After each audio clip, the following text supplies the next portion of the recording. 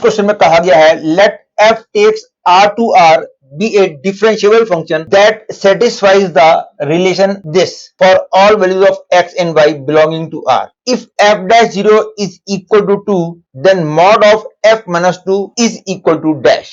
पहले मैं इस क्वेश्चन को स्मार्ट वे से करूंगा और उसके बाद जो वे होगा वो जनरल वे होगा। स्मार्ट वे को यूज करने के लिए ये कॉन्सेप्ट पता होना चाहिए कि any differentiable function f satisfying the condition that f x plus y is equal to fx plus fy is always in the form of lambda x। ये वाला कॉन्सेप्ट आपको पता होना चाहिए। और अब जरा ध्यान से देखो तो this can be written as f x plus y minus 1 is equal to fx plus fy minus 2, that is f x plus y minus 1 is equal to fx minus 1 plus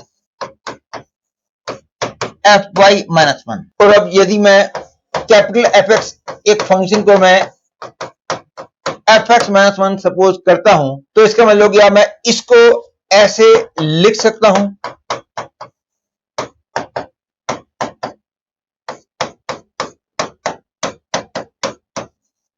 और क्योंकि f डिफरेंशिएबल फंक्शन दे रखा है इसलिए capital x भी differentiable function होगा। तो capital fx की value आ जाएगी lambda x।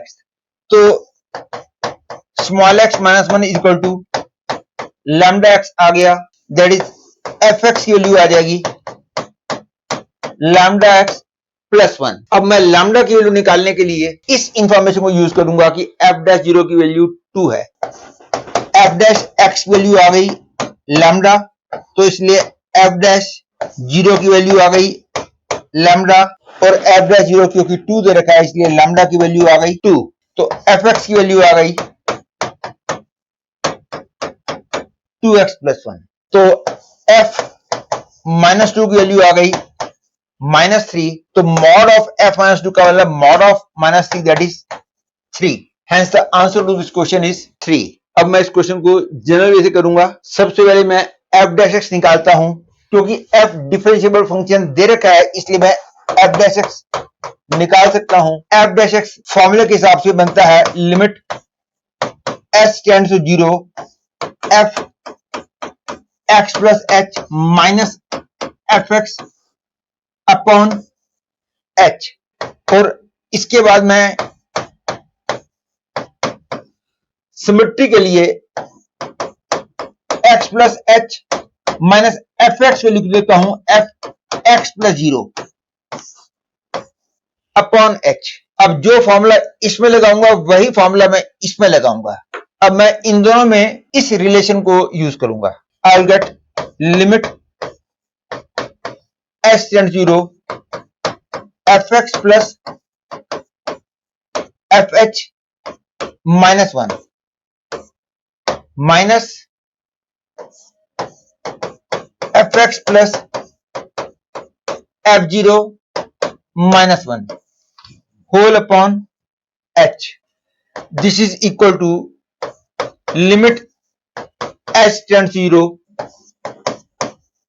fh minus f0 upon h, और ये है f डैश 0, और f डैश 0 की वैल्यू 2 दे रखी है इसलिए ये हो गया 2। तो starting from here I have got this thing, मतलब हुआ कि f डैश x जो है वो 2 है, तो fx जो है वो 2x प्लस अल्फा होगा। Alpha is a constant of integration. और अल्फा की वैल्यू निकालने के लिए मैं ऐसे करता हूं कि यदि x की एक भी वैल्यू के लिए fx मिल जाए तो मैं x की वो वाली वैल्यू यहां पुट करूंगा और अल्फा निकाल लूंगा। ये क्लियर है। यहां से मैं f0 की वैल्यू आसानी से निकाल सकता हूं। यदि मैं x और y दोनों को 0 पुट करता हूं तो I will get f0 is equal to f0 plus f0 minus 1। तो यहां से मेरे को मिलेगा f0 इक्वल टू 1। तो x को 0 पुट किया तो I get 1 is equal to alpha, that is function बन गया 2x प्लस वन। और एक बार हमने ये कंक्लूजन निकाल लिया कि fx is equal to 2x plus one, तो f माइनस टू की वैल्यू आ जाएगी -4 plus one, that is f minus two, mod की वैल्यू आ जाएगी mod of -3, that is 3। Therefore the answer to this question is 3.